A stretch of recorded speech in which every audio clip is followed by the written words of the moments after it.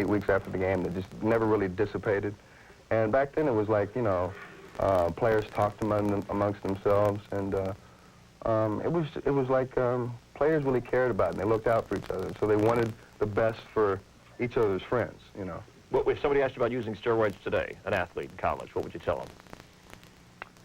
I'd tell him to be very careful about the decision he's making. Now that it's not prohibited in the NFL, I'd say, you know, it's obviously not a good idea to do that. Back then it was no problem. Now it is. So let's play by the rules.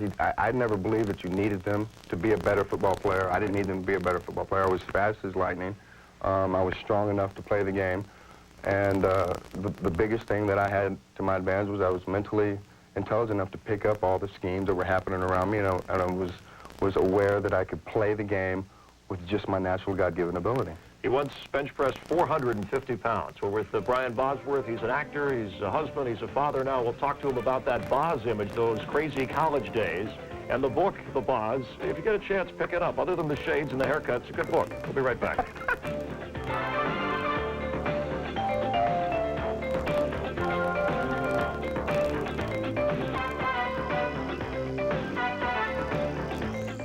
This is incredible. Incredible.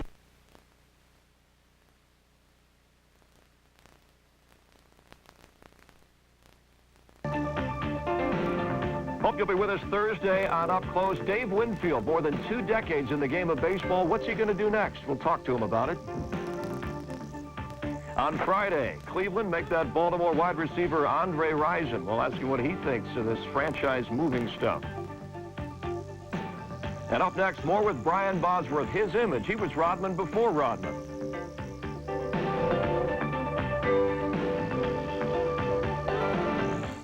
At McDonald's, everybody's a team player. Let's... I was just getting acting tips from Brian Bosworth. All right, the Boz, created in '83 and then kind of faded in '89, you know, the earring, the mohawk haircut. I said you were Rodman before we knew of Rodman. Describe for us in your vision what the Boz was. Really, the Boz was the rebel image of me when I was growing up at home with my mother and father. Your father was strict? He was strict, yet, I mean, he was a very loving father, but he was very conservative. He still, I mean, it's not like he's dead or anything, but he is, he didn't want me to ever rock the boat, never wanted me to, you know, make weight, nothing that would cause any kind of controversy. And, of course, once you get away from that, the first thing you want to do is always do what your parents told you not to do, just to test the waters. And I guess I had a good flavor the first time I tested the waters with basically the Boz character, because it just took off, and I had such a great time with it. But you didn't sit down and design. I mean, it just kind of happened. Yeah, it just happened. It was one of those things where I've always been very candid and very honest. My mother and father, my grandmother and grandfather have always told me to be very honest with people, and sometimes it hurts people's feelings, and when I did not realize that, you know, sometimes if you don't beat around the bush and you go right straight for them, you're going to hurt their feelings. Sometimes it's best not to step on people's toes, and I think my grandfather said it best: don't put your foot in your mouth, and just overload your ass. And those are the things that I just, you know, felt like if I was honest with people, they would always know where I was coming from. But did you form a corporation? You had T-shirts that were kind of anti-Boz that they actually were marketed here. This is, you're in college and you're actually gaining from this negativity. Well, at the time that you built this character. None of that really happened until afterwards, you know, and there was always this preconceived idea that the Boz was an image that I contrived. Mm-hmm. The image was never contrived. The way it was exploited was never really contrived. It was engineered by my partner, and he still is my partner. And he always had this vision and this dream of taking me to another level, a different level. So why didn't the Boz, why did it fade?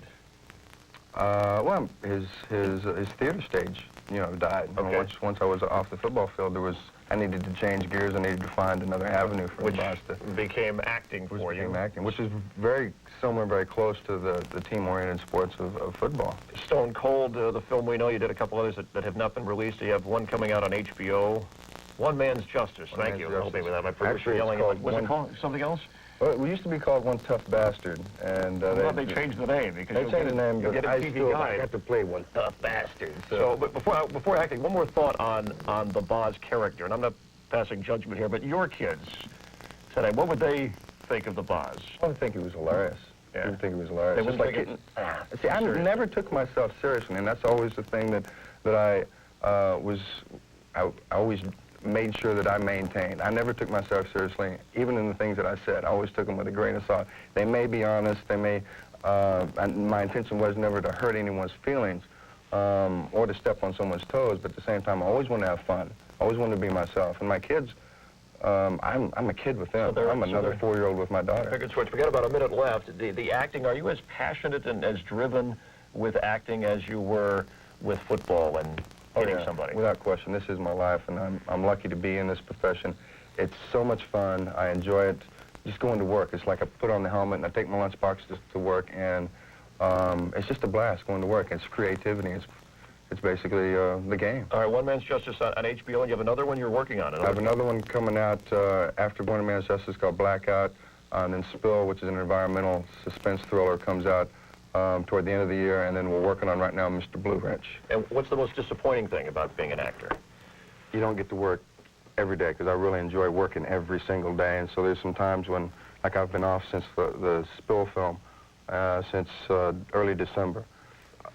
Ironically, I've got a lot of time to spend with my family, which is a great thing, Right. but I enjoy going to work every single day. Yeah, I you feel really like I'm accomplishing something that way. Gives you more time to cook breakfast for the family. Hey, thanks for coming by. Thanks, Chris. It was I good appreciate talking to you. Good luck in the movies. Thank We'll you see you so again. We'll talk again with Brian Bosworth. We appreciate him being with us. Dave Winfield joins us Thursday. We'll see you later on. Take care.